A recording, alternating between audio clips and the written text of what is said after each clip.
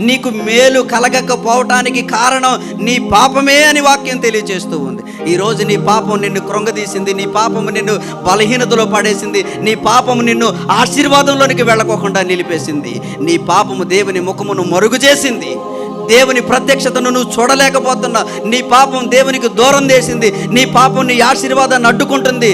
ఆలోచన చేయండి. ఒక్కసారి ఆ పాపమును విడిచిపెట్టగలిగితే ఆలోచన చేయండి, పాపములను క్షమించటానికి యేసు ప్రభు వారికి అధికారం ఉందంట. జాగ్రత్తగా ఆలోచన చేయండి.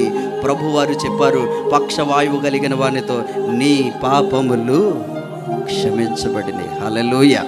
పాపాత్మురాలైనటువంటి స్త్రీతో నీ పాపములు క్షమించబడినవేని ఆయన చెప్పారు. ఈరోజు మనం పాపం పోతేనే కానీ మనం ఆశీర్వాదంలోనికి నీవు రావాలంటే నీ పాపాన్ని నువ్వు విడిచిపెట్టాలి. ఎలాగూ అనంటే పాపములను క్షమించే అధికారి దగ్గరికి